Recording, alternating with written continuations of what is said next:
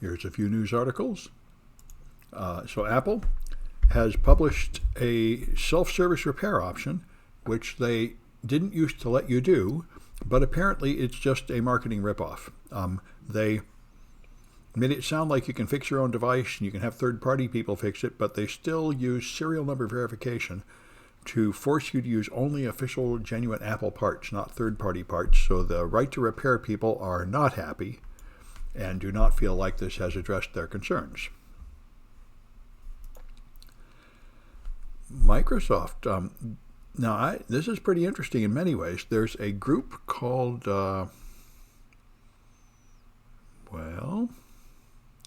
Wiz is a cloud security startup, and they helped build the Azure security stack, but apparently they're not part of Microsoft, and now they have been outside Microsoft. They've been finding security flaws in Microsoft's database products. They found a Cosmos database vulnerability last year, and now they've found a vulnerability in Microsoft's PostgreSQL product, which is another common database, which is pretty serious. It will let you rise to administrator and take over other people's databases and steal other people's data. But they reported it to Microsoft, and Microsoft says nobody exploited it, and they fixed it. So customers don't have to do anything, and it has been fixed, but it sounds pretty serious. This one here is kind of interesting. It identified users with a certificate, but it used this regular expression to authenticate them. So it made sure they started with the right beginning of database azure.com, but then they had a wildcard here without a slash before it. So you could just make a subdomain like a Wiz Research that starts with this right stuff, and they're on the wrong server. And this is a very common flaw in web applications. It was in my lecture last night in a web app security class.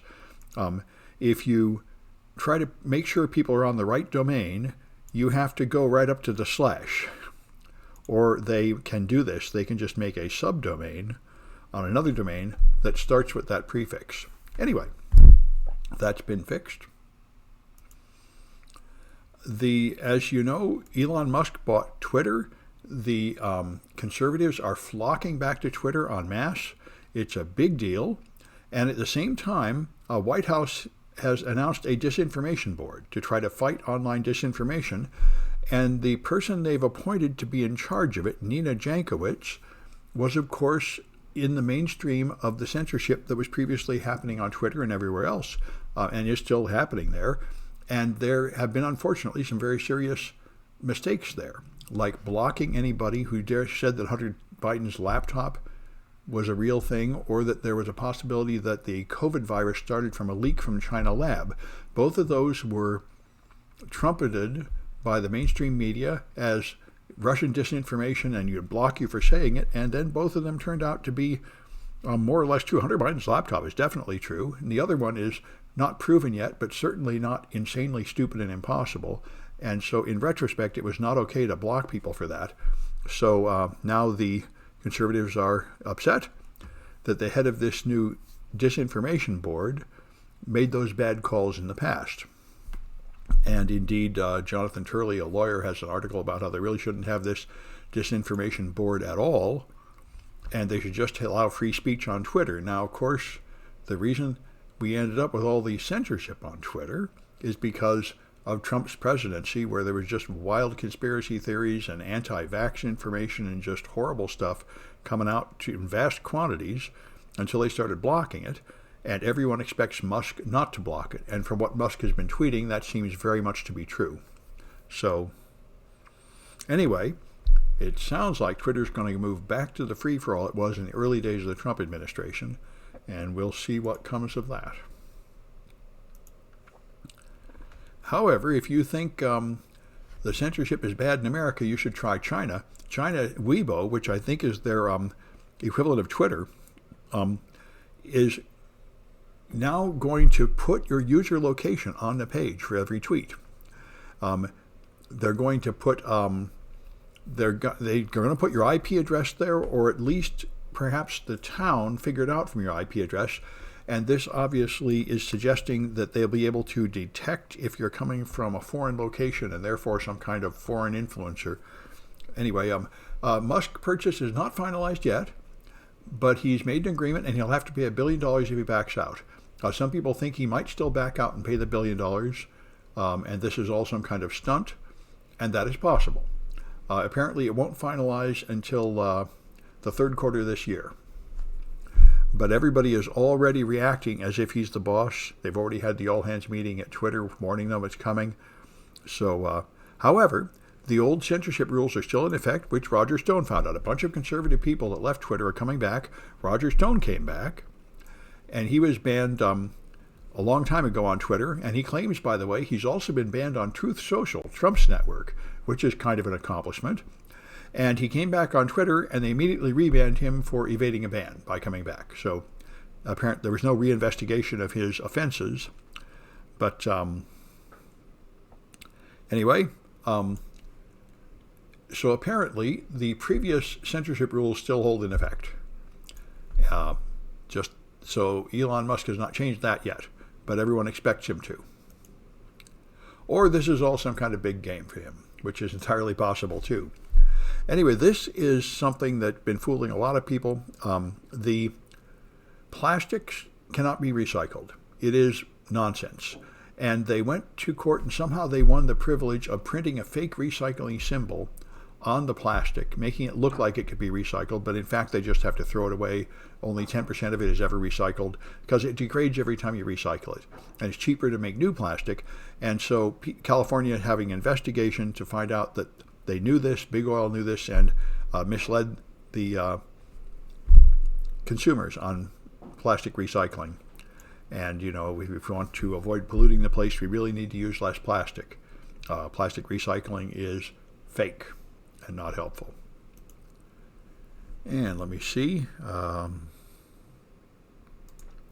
There's one that got people pretty upset.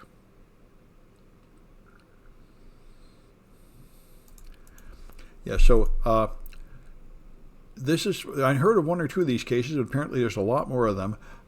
The Republicans who believe that there was tons of voter fraud in the last election, the election officials have been performing illegal things to get in to block updates for the voting machines and make unauthorized copies of the data and so on.